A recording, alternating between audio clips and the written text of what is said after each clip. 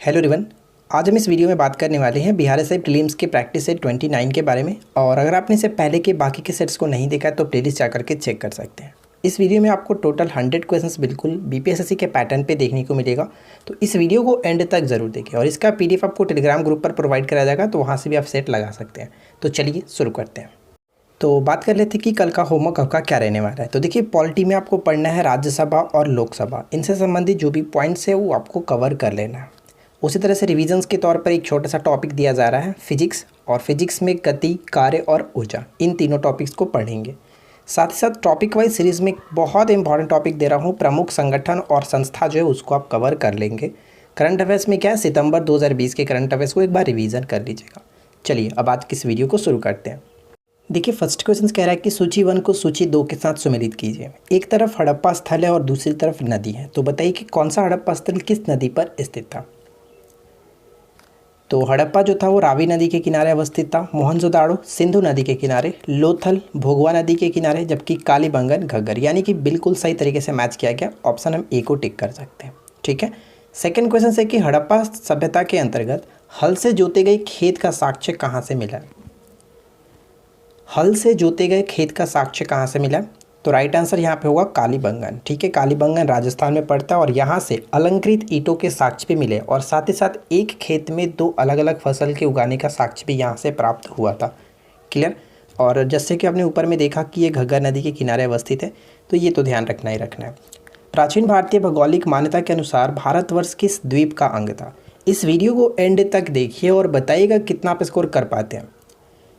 इस प्रश्न का सही आंसर होगा ऑप्शन बी, जम्बू द्वीप। ठीक है, बी को टिक करेंगे, जम्बू द्वीप। क्वेश्चन नंबर 4 है कि भारत की मुख्य भूमि का दक्षिणी सीमा बताइए कि कौन सा है। मुख्य भूमि का दक्षिणी सीमा, ध्यान दीजिएगा। तो इस प्रश्न का करेक्ट आंसर हो जाता है 8 डिग्री 4 मिनट उत्तरी अक्षांश, यहाँ पे करेक्ट आंसर होगा। नेक्स्ट क्वेश्चन है कि अखिल भारतीय खिलाफत सम्मेलन 1919 का अध्यक्ष किसको चुना गया था। अखिल भारतीय खिलाफत सम्मेलन 1919 का जो अध्यक्ष है वो किसे चुना गया था, तो सही आंसर होगा ऑप्शन ए, महात्मा गांधी को अध्यक्ष बनाया गया था। साथ ही साथ हम यहाँ पे कुछ पॉइंट्स हम पढ़ सकते हैं, जैसे अखिल भारतीय खिलाफत सम्मेलन 1919 के अध्यक्ष महात्मा गांधी थे। इंग्लैंड के प्रधानमंत्री लॉयड जॉर्ज ने प्रथम विश्व युद्ध के दौरान यह घोषणा की थी कि तुर्की की अखंडता बरकरार रखी जाएगी, परंतु 1918 के युद्ध विराम संधि में क्या किया गया कि तुर्की की बंटवारा कर दिया गया, जिसके विरोध में 1918 और 1919 में भारतीय मुसलमानों, जो कह सकते हैं अली बंधु, शौकत अली और मोहम्मद अली ने खिलाफत आंदोलन को जोर पकड़ा। तो हम कह सकते हैं कि किसके नेतृत्व में हुआ था, तो अली बंधुओं के नेतृत्व में, ये ध्यान रखिएगा। नेक्स्ट क्वेश्चन ये कह रहा है कि निम्न में से भारतीय संविधान के किस अनुच्छेद का उपयोग अभी तक नहीं किया गया। तो इस प्रश्न का करेक्ट आंसर क्या होगा, ऑप्शन डी, आर्टिकल 360 जो है वो किससे संबंधित है, वित्तीय आपात से संबंधित है, और वित्तीय आपात अभी तक एक बार भी लागू नहीं किया गया। ठीक है, तो ये ध्यान रखिएगा, प्रयोग इसका नहीं किया गया। नेक्स्ट क्वेश्चन कह रहा है कि निम्नलिखित में से कौन सी नदी रूस और चीन के बीच प्राकृतिक सीमा बनाती है। रूस और चीन के बीच प्राकृतिक सीमा बनाती है, और वो नदी हम कह सकते हैं आमुर नदी। Right answer will be option C, Amur नदी। हम यहाँ पे पढ़ सकते हैं कि आमुर नदी रूस और चीन के बीच प्राकृतिक सीमा बनाती है। चीन में आमुर नदी को किस नाम से जानता है, तो हिलोंग जियांग के नाम से जाना जाता है, जिसका अर्थ होता है ब्लैक ड्रैगन नदी। ठीक है, आगे देखिए, प्रत्येक वर्ष 9 नवंबर को किस रूप में मनाया जाता है। प्रत्येक वर्ष 9 नवंबर को किस रूप में मनाया जाता है, तो राइट आंसर यहाँ पे होगा विश्व कानूनी सेवा दिवस के रूप में, D will be correct answer. Next one है कि राजस्थान किस राज्य के साथ सबसे लंबी सीमा साझा करता है, तो यहाँ पे करेक्ट आंसर होगा गुजरात के साथ सबसे लंबी सीमा साझा करता है। फ्रेंड्स, अगर आपको ये वीडियो पसंद आए और क्वेश्चंस अच्छे लगे तो प्लीज़ लाइक ज़रूर कर दीजिएगा, और साथ ही साथ चैनल को सब्सक्राइब ज़रूर कर लें। नेक्स्ट वन है कि केलकर समिति किसका निपटारा करती है। केलकर समिति किसका निपटारा करती है, तो करेक्ट आंसर होगा करों में सुधार। Option B will be correct answer. Next one है कि कौन सा दर्रा कश्मीर घाटी को लद्दाख के देवसाई मैदानों से जोड़ता है। कौन सा दर्रा कश्मीर घाटी को लद्दाख के देवसाई मैदानों से जोड़ता है। इस प्रश्न का करेक्ट आंसर है ऑप्शन डी, यानी कि बुर्जिल दर्रा हम कह सकते हैं। और हम यहाँ पे पढ़ भी सकते हैं कि बुर्जिल दर्रा कश्मीर घाटी को लद्दाख के देवसाई मैदानों से जोड़ता है, और यह सर्दियों के दौरान बर्फ में ढका रहता है। नेक्स्ट वन है कि हमारे शरीर में किस विटामिन का उत्पादन उच्च दर पर होता है। हमारे शरीर में किस विटामिन का उत्पादन उच्च दर पर होता है? तो राइट आंसर यहाँ पे होगा ऑप्शन डी, विटामिन डी को टिक करेंगे। नेक्स्ट वन है कि चोल काल के दौरान बनाया गया बृहदेश्वर मंदिर कहाँ स्थित है? तो बृहदेश्वर मंदिर पड़ता है तमिलनाडु के तंजौर में, सी विल बी करेक्ट आंसर। और कुछ पॉइंट्स हम यहाँ पे देख लेते हैं कि बृहदेश्वर मंदिर विश्व के प्रमुख ग्रेनाइट मंदिरों में से एक है। यह मंदिर तमिलनाडु के तंजौर जिले में स्थित हिंदू मंदिर है। तमिल भाषा में इसे बृहदेश्वर के नाम से संबोधित किया गया। 11वीं सदी के आरंभ में इसको बनाया गया था और ये जो मंदिर है भगवान शिव को समर्पित है, ये आपको याद रखना है। चलिए नेक्स्ट क्वेश्चन देखिए, फलों को पकाने के लिए किस गैस का उपयोग किया जाता है? फलों को पकाने के लिए किस गैस का उपयोग किया जाता है? Acetylene will be correct answer, option D यहाँ पे करेक्ट होगा। देखिए यहाँ पे अच्छे तरीके से आप पढ़ भी सकते हैं कि फलों को पकाने के लिए एसिटिलीन का उपयोग किया जाता है। फल पर एसिटिलीन गैस के प्रभाव के परिणाम स्वरूप बनावट यानी कि नरम करना, रंग और अन्य प्रक्रियाओं में परिवर्तन आता है। क्लियर। नेक्स्ट पॉइंट है कि आयात पर कर निम्नलिखित में से किसका एक उदाहरण है? आयात पर कर निम्नलिखित में से किसका एक उदाहरण है? तो क्या होगा करेक्ट आंसर? इस प्रश्न का सही आंसर हो जाता है ऑप्शन बी, व्यापार बाधा। यहाँ पे ऑप्शन बी को टिक करेंगे। पटकाई पहाड़ियाँ किस पर्वत श्रृंखला से संबंधित है? पटकाई पहाड़ियाँ जो है वो किस पर्वत श्रृंखला से संबंधित है? तो पूर्वांचल, यहाँ पे बी को टिक करेंगे। नेक्स्ट वन देखिए कि संसद के ऊपरी सदन में राज्यों और केंद्र शासित प्रदेशों द्वारा सीटों के आवंटन से संबंधित कौन सी अनुसूची है? बात यहाँ पे किसकी क्या की गई है? संसद के ऊपरी सदन यानी कि राज्यसभा में राज्यों और केंद्र शासित प्रदेशों की सीटों के आवंटन का जो उल्लेख किया गया चौथी अनुसूची में किया गया। ठीक है, ऑप्शन बी करेक्ट होगा। नेक्स्ट प्रश्न है कि निम्न में से किस वायसराय के दौरान क्रिप्स मिशन भारत का दौरा किया? तो क्रिप्स मिशन भारत में कब आया था? मार्च 1982 में कह सकते हैं, 82 नहीं 42 में, ठीक है 1942 में यानी 1942 में। और उस वक्त किसका शासन चल रहा था? तो लॉर्ड लिनलिथगो था, ये गवर्नर थे या फिर वायसराय कह सकते हैं। तो ध्यान दीजिएगा क्योंकि लॉर्ड लिनलिथगो का समय जो था 1936 से लेकर के 1943 तक था और भारत छोड़ो आंदोलन की जो घटना घटी थी इनके समय की सबसे महत्वपूर्ण घटनाओं में से एक है, वो भी आपको याद रखना है। तो यहाँ पे हम पढ़ भी सकते हैं कि भारत के राजनीतिक गतिरोध को दूर करने के उद्देश्य से ब्रिटिश प्रधानमंत्री चर्चिल ने, ये ध्यान रखिएगा किसने भेजा था? तो चर्चिल ने भेजा था। क्लियर।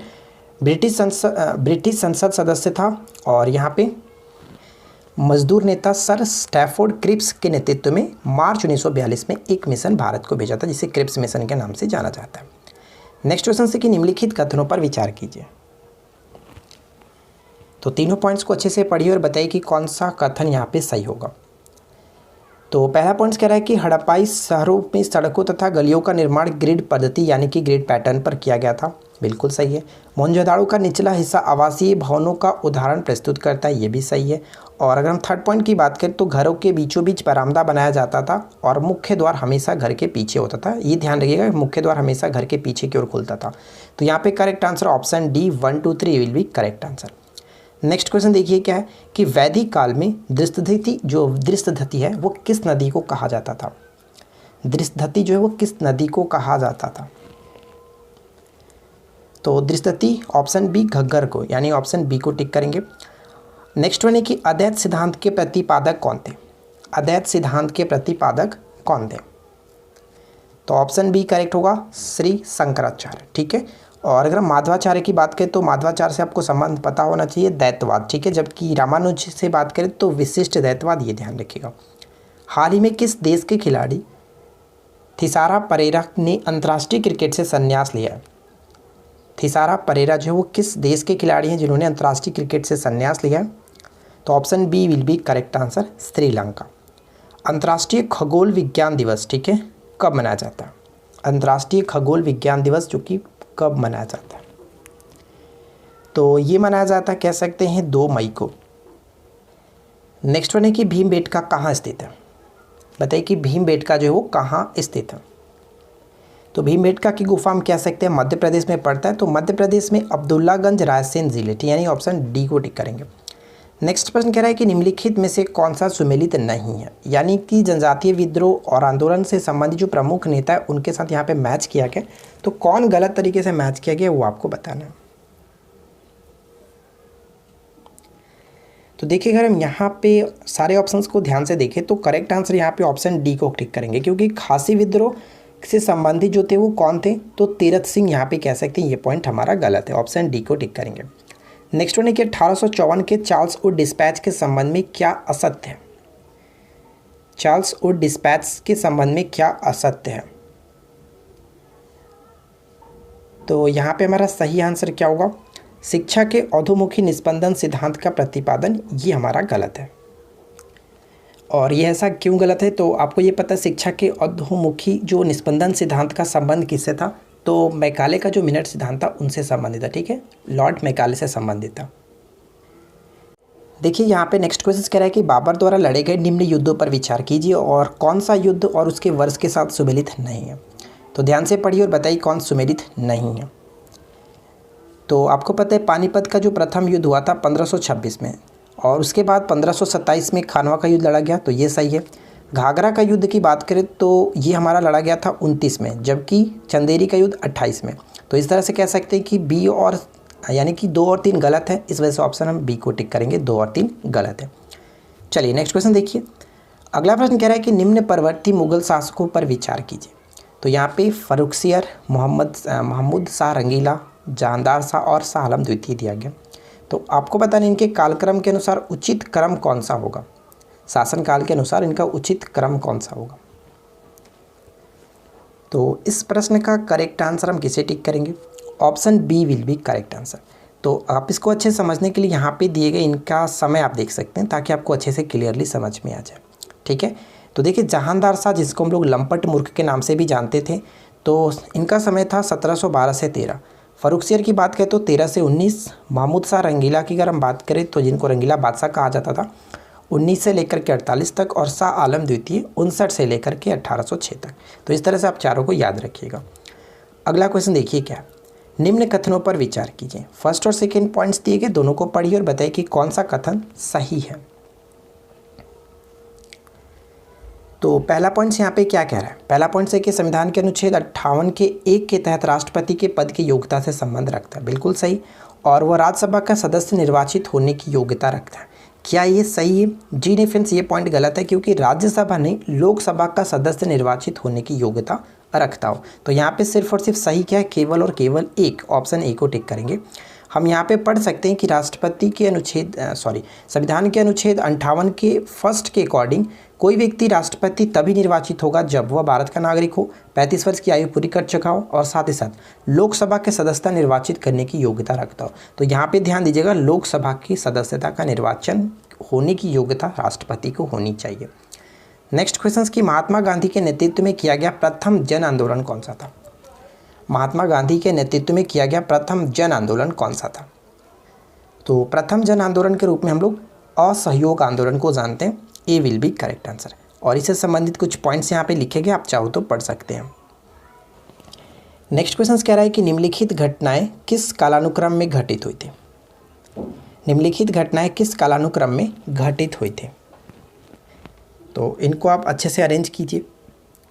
तो इस प्रश्न का करेक्ट आंसर होगा 4, 3, 2, 1, option C will be correct answer. ठीक है, और यहाँ पे हम अच्छे तरीके से देखना चाहें तो कौन किसके साथ संबंधित है, आप यहाँ पे डेट भी देख सकते हैं।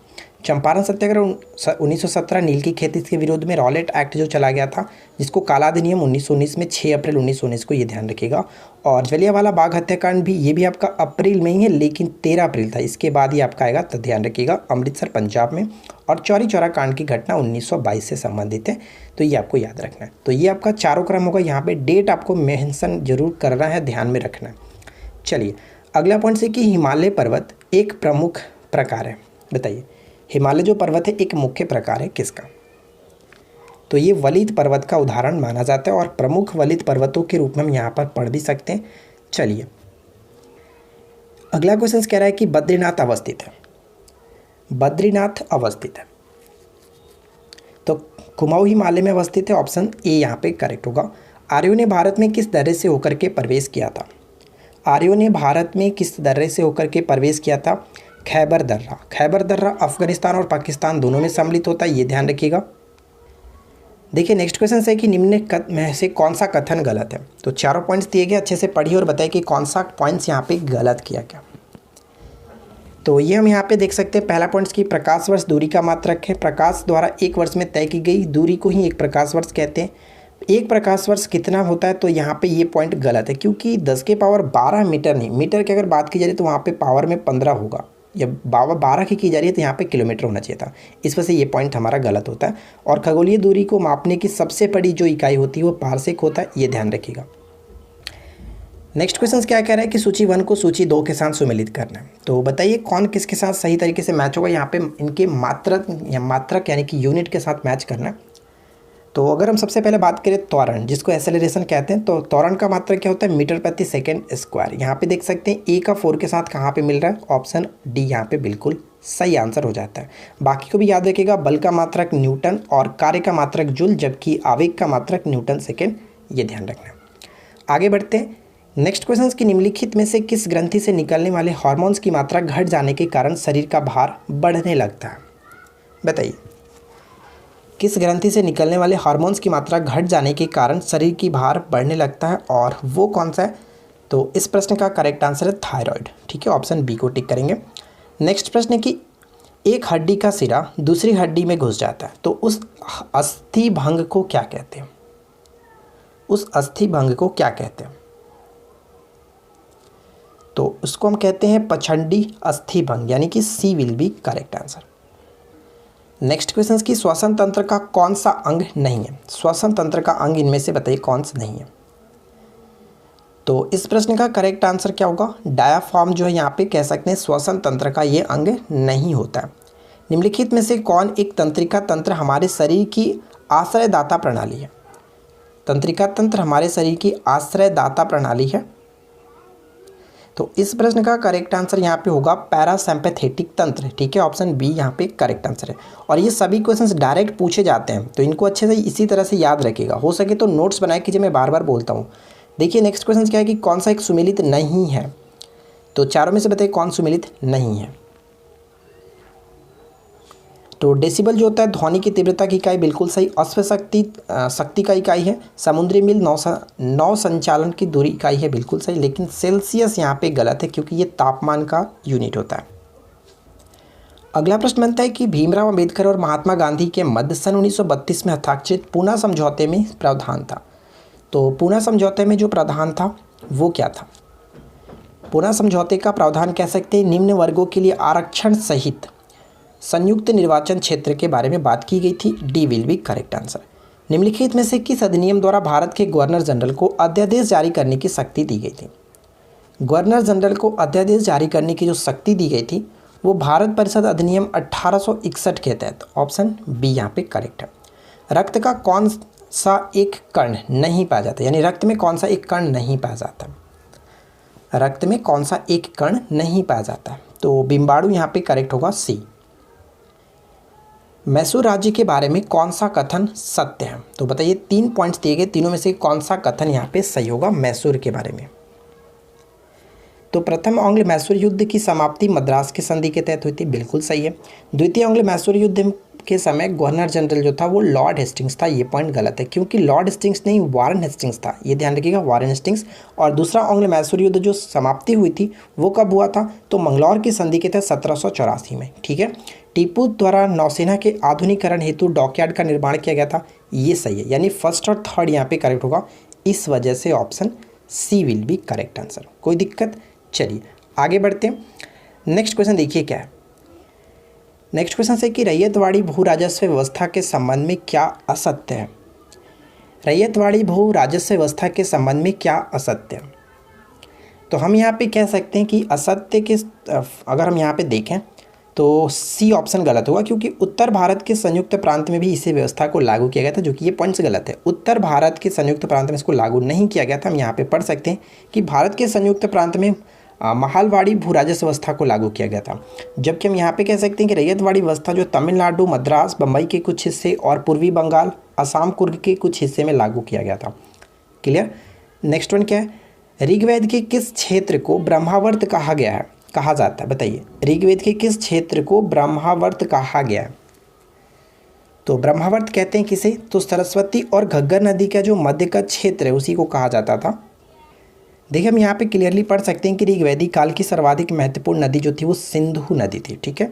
और दूसरी सर्वाधिक पवित्र जो नदी थी वो सरस्वती थी। सरस्वती और दृष्टि नदियों के मध्य का जो क्षेत्र था अत्यंत पवित्र माना गया और इसे ब्रह्मवर्त कहा गया, ठीक है।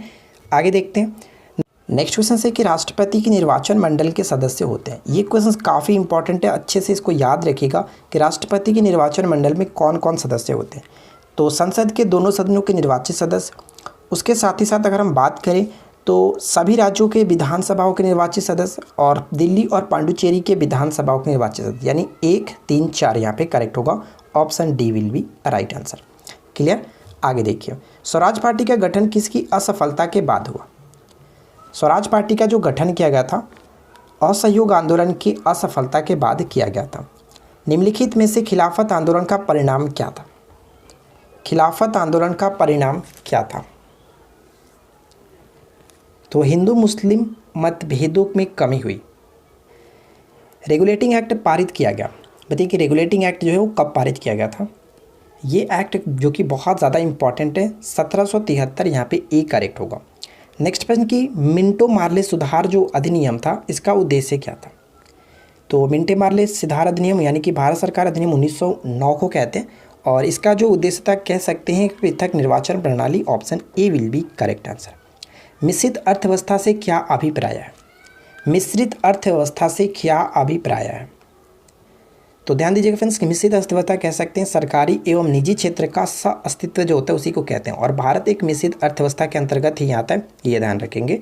आर्थिक विकास के दृष्टिकोण से भारत की गिनती होती है।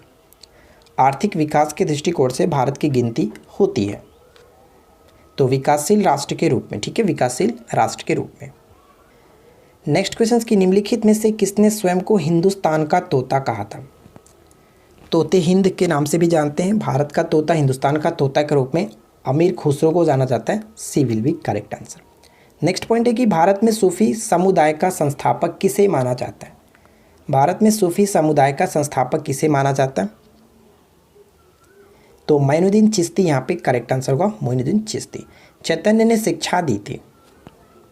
चैतन्य ने शिक्षा दी थी तो चैतन्य ने भक्ति की शिक्षा दी थी, यहाँ पे option A will be correct answer. Next question है कि मानव शरीर की सबसे बड़ी जो ग्रंथि होती है वो कौन सी है।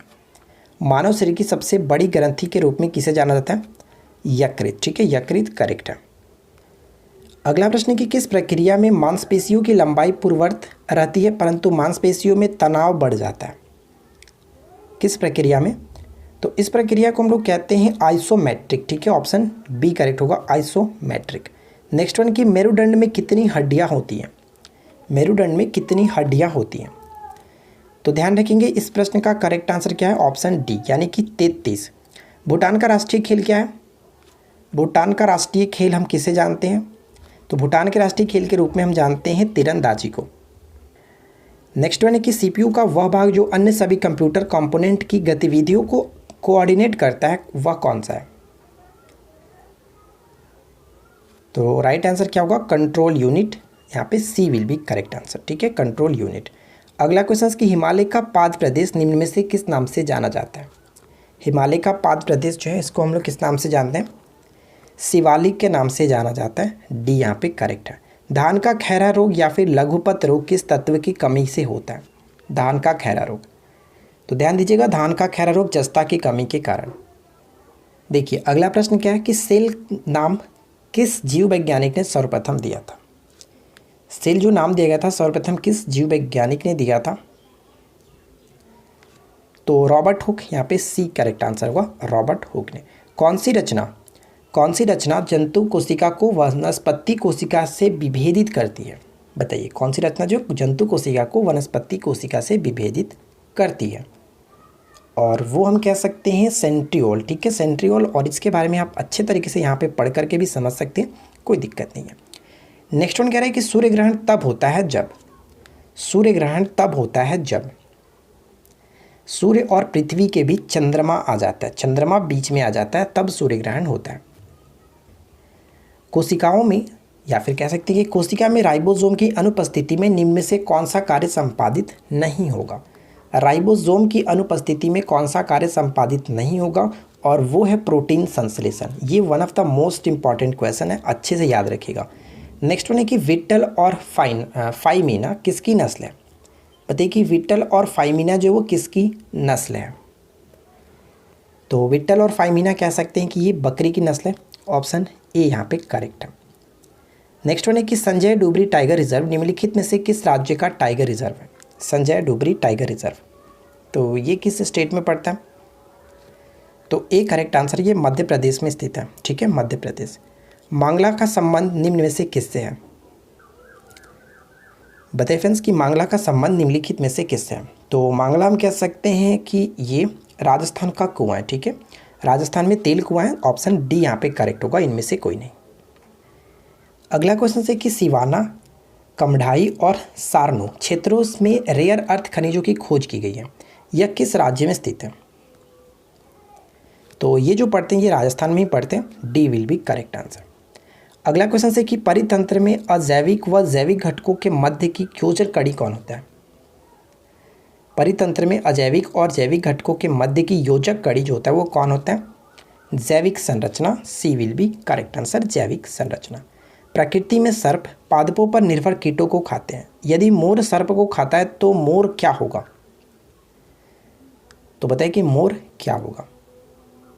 तो मोर हम कह सकते हैं कि खाद्य स्तूप का शीर्ष उपभोक्ता। यहाँ पे डी करेक्ट है। नेक्स्ट क्वेश्चन की निम्नलिखित कथनों पर विचार करें। निम्नलिखित कथनों पर विचार करें। तो देखिए यहाँ पे अगर हम बात करें बॉक्साइट के भंडारण में जो उड़ीसा शीर्ष स्थान पर, बिल्कुल सही। फेल्सपार के भंडारण में राजस्थान जो है वो शीर्ष स्थान पर है, ये भी बिल्कुल सही है। यानी दोनों के दोनों यहाँ पे सही होने की वजह से ऑप्शन सी को टिक करेंगे। अगला पॉइंट कह रहा है कि संयुक्त राष्ट्र संघ ने सतत विकास लक्ष्यों का निर्धारण किया, वह कुल कितने हैं? यानी सतत विकास जो लक्ष्य निर्धारित किए गए यूएनओ के द्वारा, तो वो कुल कितने हैं? तो टोटल 17, यानी कि D will be correct answer. प्रत्येक वर्ष विश्व पर्यावरण स्वास्थ्य दिवस जो वो कब मनाया जाता है? विश्व पर्यावरण स्वास्थ्य दिवस प्रत्येक वर्ष कब मनाया जाता है? तो 26 सितंबर को। नेक्स्ट क्वेश्चन कह रहा है कि AFC महिला एशिया कप 2022 की मेज़बानी कौन सा देश करेगा? AFC महिला एशिया कप 2022 की मेज़बानी कौन सा देश करेगा? तो ये मेज़बानी भारत को दी गई है। सी करेक्ट आंसर है।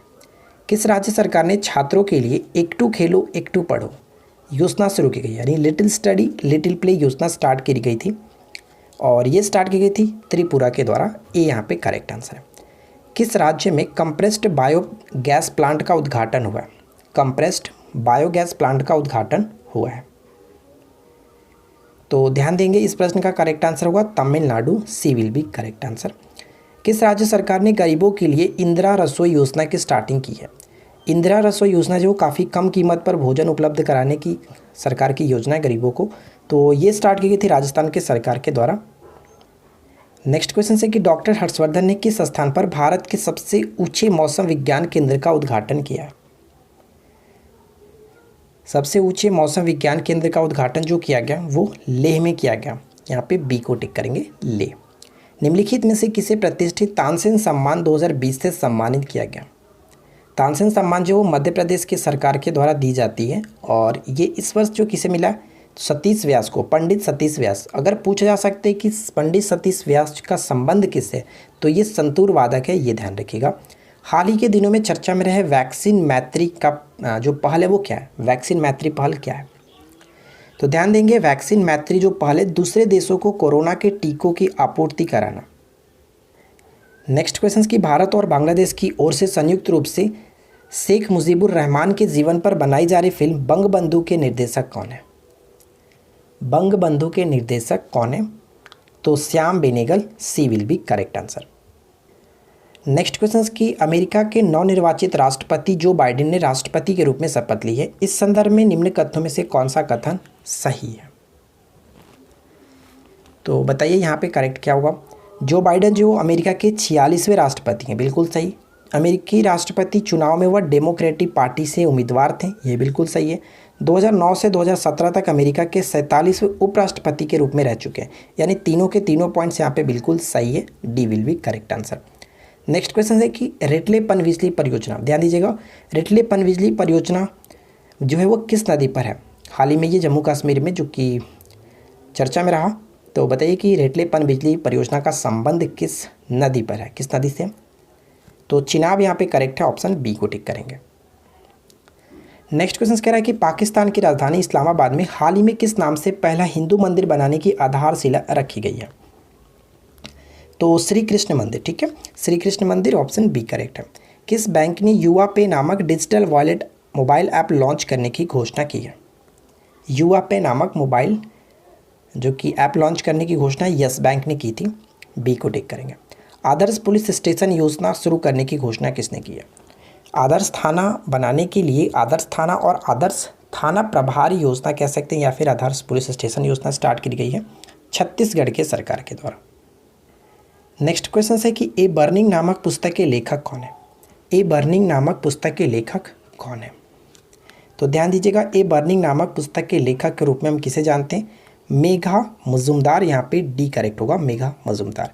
बजट 2021-22 में बीमा कंपनियों में प्रत्यक्ष विदेशी निवेश की सीमा का प्रस्ताव कितना?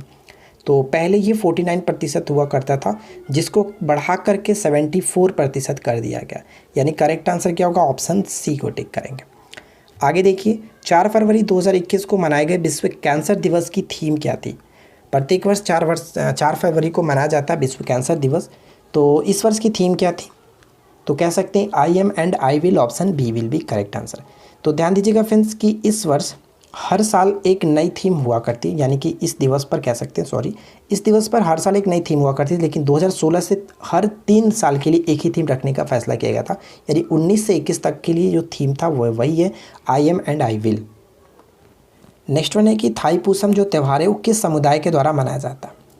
थाई पूसम जो त्यौहार है वो किस समुदाय के द्वारा मनाया जाता है? तमिल समुदाय के द्वारा, बी करेक्ट आंसर है। किस संगठन को संयुक्त राष्ट्र पर्यावरण कार्यक्रम द्वारा एशिया इन्वायरमेंट इन्फोर्समेंट अवार्ड 2020 से नवाजा गया? तो ध्यान दीजिएगा, इस प्रश्न का करेक्ट आंसर हो जाता है वन्यजीव अपराध नियंत्रण ब्यूरो, ऑप्शन डी को टिक करेंगे। नेहा के पास 100 रुपये और 50 रुपये के कुल 85 नोट है, जिनका मूल्य 5000 रुपये। तो बताइए कि 50 के नोटों की संख्या कितनी है? तो कैसे करेंगे? बहुत सिंपल सा क्वेश्चन है। मान के चलते अगर हम 100 रुपये की एक्स मान लेते हैं कि 100 रुपये की नोटों की संख्या उसके पास एक्स है, तो 50 रुपये की नोटों की संख्या कितनी होगी? क्योंकि टोटल उसके पास 85 है, तो 85 माइनस एक्स हो जाएगा, ठीक है। अब बात करते हैं कि टोटल उसका मूल्य 5000 रुपये, तो कहने का मतलब कि 100 रुपये के नोटों की संख्या एक्स है, तो ये टोटल हो गया 100 रुपये का मूल्य हो गया। और साथ ही साथ अगर हम इसमें 50 के रुपये के नोटों की संख्या के साथ मल्टीप्लिकेशन कर दें तो ये हमारा हो गया टोटल मूल्य, ठीक है। यहाँ तक तो कोई दिक्कत नहीं। अब यहाँ पे देखिए हम इसको कैलकुलेशन करेंगे तो यहाँ पे सिर्फ और सिर्फ 50x बचेगा, क्योंकि 100 में से यहाँ 50x कम ही जाएगा, तो 50x और 85 और 5000, 85 को 50 से गुना करेंगे तो 5000 माइनस इधर भेज देते हैं, एक जीरो हो जाएगा, 5 × 5 = 25, 8 × 5 = 40 और 2 = 42, यानी कि 4250। तो 50x की वैल्यू कितनी होगी? आप कहेंगे कि 750, ठीक है। 750, 0 से 0 खत्म, x की वैल्यू निकल गया 75। तो कहने का मतलब ये हुआ कि 100 रुपये के नोटों की संख्या यहाँ पे निकला कितना? 75। तो हमसे पूछा क्या गया था? हमसे तो पूछा गया था कि 50 के नोटों की संख्या बताइए। तो कहने का मतलब यहाँ पे 75 नहीं, 15 × 5 = 75 हुआ ना यार, सॉरी यार।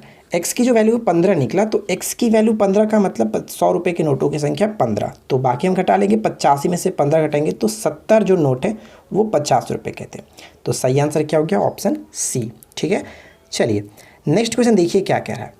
अगला प्रश्न है कि a + 1/a का होल स्क्वायर = 3 के बराबर है। तो हमसे पूछा गया इसकी वैल्यू बताइए।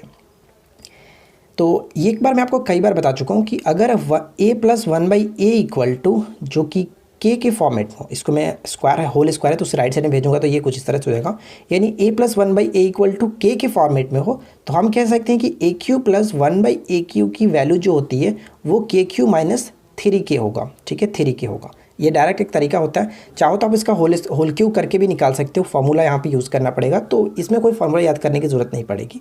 तो फिलहाल हम यहाँ पे कर सकते हैं, मान के चलते हैं ये k है, तो यहाँ पे k का अगर हम करेंगे √3 का होल क्यू कितना हो जाएगा? √3 का होल क्यू यहाँ पे 3 × √3। तो देखिए √3 का होल क्यू अगर करेंगे तो ये कितना हो जाएगा? 3√3 और 3√3 और माइनस ऑलरेडी 3√3 यहाँ पे है, तो ये दोनों खत्म, 0 करेक्ट आंसर आ जाता है। ऑप्शन बी को टिक करेंगे। इस टाइप का क्वेश्चन मैंने आपको अलजेब्रा में पढ़ा रखा है, आप चाहो तो हमारे प्लेलिस्ट जाकर के चेक कर सकते हैं, अलजेब्रा वाले सेक्शन देख सकते हैं।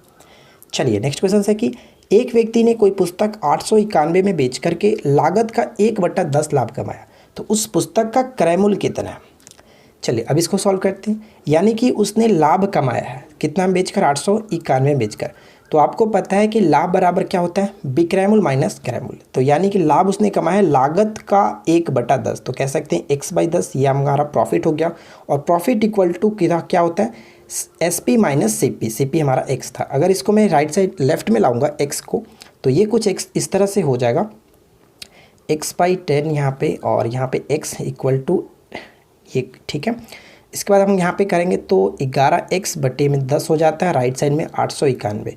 और इसको अगर हम कटाए तो 11 से, तो 11×8 = 88, और एक बार में और जाएगा तो हम कह सकते हैं 11×1=11। x की वैल्यू देखिए 810 करेक्ट आंसर आ जाता है। और ये x क्या है, तो ये हमारा क्रय मूल्य है, करेक्ट आंसर होगा ऑप्शन C। क्लियर। अगला प्रश्न देखिए, ABCD 4 क्रमागत विषम संख्या है जिनका औसत 42 है। बहुत अच्छा प्रश्न है। तो मैं आपको बता चुका हूँ कि जब भी लगातार जो भी संख्या दी जाती है, क्रमागत संख्या हो या फिर सम संख्या लगातार हो या फिर विषम संख्या हो, और उनका औसत दिया जाता है, तो वो बीचों बीच की संख्या होती है। यानी 42 जो बीचों बीच की संख्या है, तो इसके पहले 2 होगा और इसके बाद में 2 होगा, तभी तो 4 विषम संख्या बनाएंगे। यानी इससे पहले हमारा विषम संख्या क्या आएगा, आप कहेंगे कि 41, और इसके पहले 39, इसके बाद 43 और इसके बाद 45। यही तो है विषम संख्या, 1 2 3 4। यानी इन 4 विषम क्रमागत संख्याओं को अगर आप जोड़ करके डिवाइड करेंगे तो बीचों बीच की संख्या 42 आएगा। क्लियर। अब हमसे पूछा क्या गया कि B और D का गुणनफल बताइए। यानी A है, ये B है, ये C है और D है, तो B और D का गुणनफल हमें बताना है। तो बताइए B और D का गुणनफल क्या होगा, कह सकते 41 × 45, यानी कि लास्ट में देखिए 5 लाना है, तो करेक्ट आंसर तो होगा ऑप्शन D। यानी कि लास्ट में यूनिट डिजिट को ही गुना करके देख लीजिए, राइट आंसर हो गया ऑप्शन D 5। ठीक है। चलिए अगला प्रश्न देखते हैं। नेक्स्ट वन कह रहा है कि sin A = √3/2 दिया गया। ठीक है, sin A = √3/2 दिया गया। तो साइन में ये किसका वैल्यू होता है, तो आप कहेंगे sin 60 की वैल्यू होता है, sin 60। यानी साइन से साइन अगर खत्म होगा तो A की वैल्यू कितना निकल गया, A की वैल्यू 60 डिग्री निकल गया। ठीक है। अब हम क्या करते हैं, इसमें पुट कर लेते हैं। यानी कहने का मतलब ये हुआ कि cosec 60 degree plus cot 60 degree. तो अब ये बताए कि cosec 60 डिग्री क्या होगा, तो हम कह सकते हैं कि साइन का जस्ट उल्टा हो जाएगा, यानी कि 2√3 कुछ इस तरह से। और cot क्या होता है, tan का उल्टा, यानी कि 1/√3 ये हो जाएगा। तो कहने का मतलब क्या हो गया, √3 और नीचे आपका हो गया 2 + 1, तो 3/√3। और ये हमारा कटेगा तो क्या होगा, √3। इस क्वेश्चन का राइट आंसर होगा ऑप्शन D को टिक करेंगे। Clear friends. तो उम्मीद करता हूँ कि आप लोग को ये वीडियो अच्छा लगा होगा। नीचे कमेंट्स करके बताइए कि आपने 100 में से कितना स्कोर किया। वीडियो कैसा लगा ज़रूर बताएं। हम मिलते हैं आपके साथ किसी और वीडियो में नेक्स्ट टॉपिक के साथ। Thanks for watching, keep learning, have a good day.